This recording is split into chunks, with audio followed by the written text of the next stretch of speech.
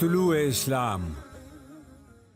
آپ کو یاد ہوگا کہ سابقہ درس میں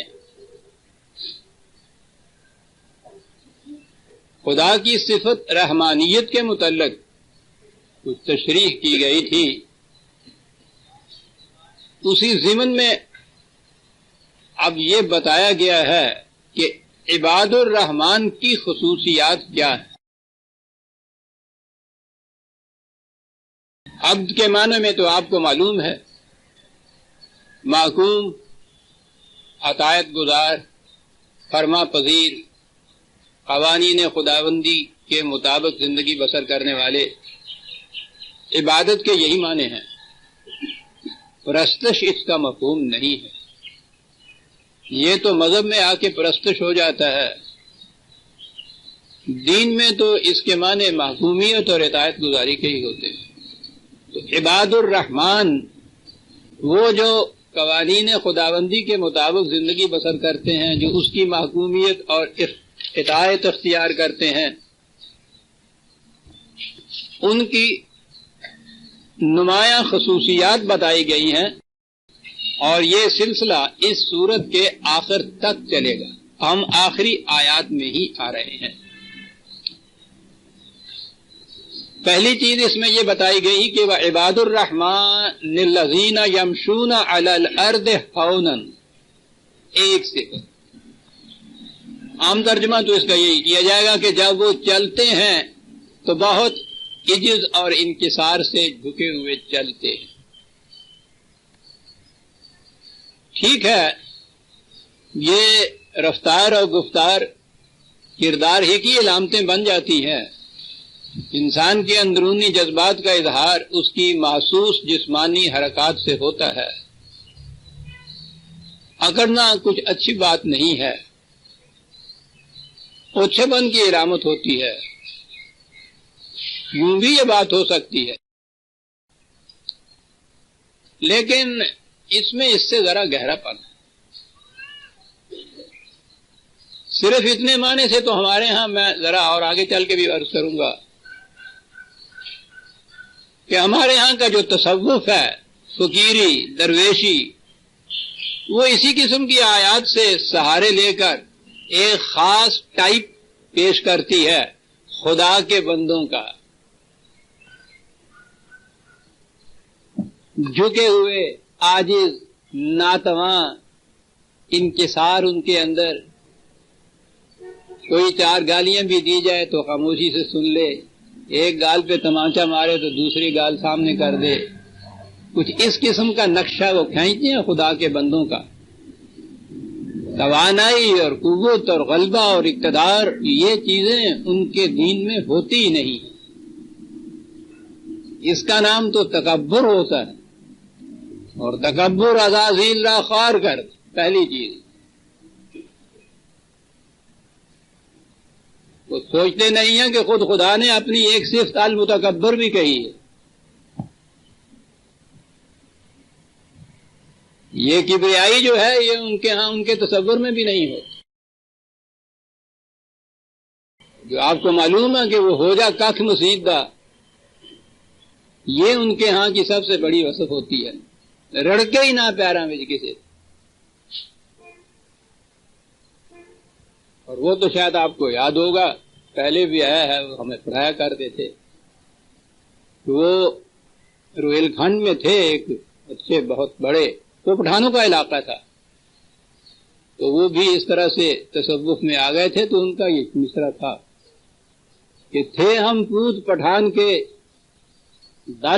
دل دے موڑ، چرن لگے رگو ناتھ کے جائے نہ تن کا۔ تو کیا بات ہے! تو ان کے ہاں جب یہ اس قسم کی چیزیں آتی ہیں، یا وہ اپنے ہاں کا جو تصور ہوتا ہے خدا کے بندوں کا، اس کے لیے اس قسم کی چیزیں پیش کرتے ہیں کہ وہ چلتے ہیں تو جھکے ہوئے، انکساری سے، تواضع سے۔ یہ ٹھیک ہے، بکھرنا اچھی چیز نہیں ہے، اکڑنا اچھی چیز نہیں ہے، لیکن یہاں یہی بات نہیں ہے۔ صرف چلنے کے ہی معنی نہیں ہو سکتے۔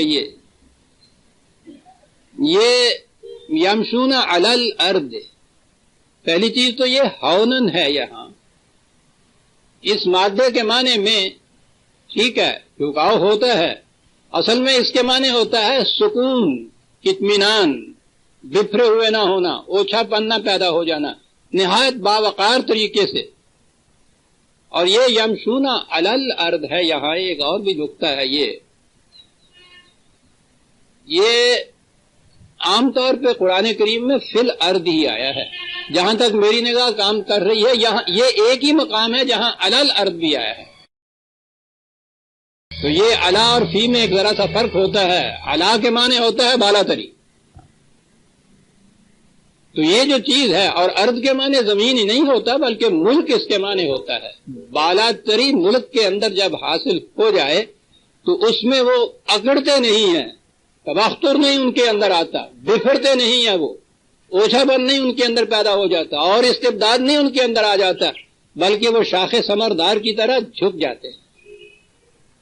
لیکن یہ جھکنا ہے کبریائی حاصل ہونے کے بعد، یہ فقیری اور درویشی کا جھکنا نہیں ہے۔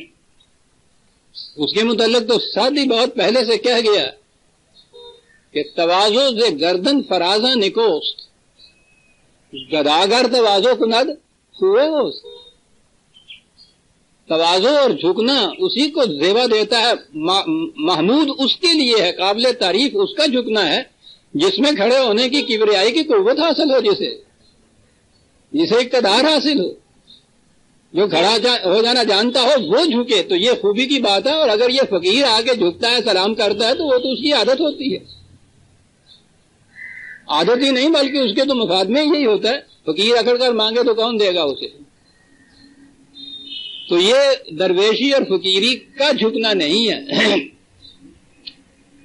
قرآن کریم نے یہ استکبار بغیر الحق جو ہے اس کو معیوب بتایا ہے۔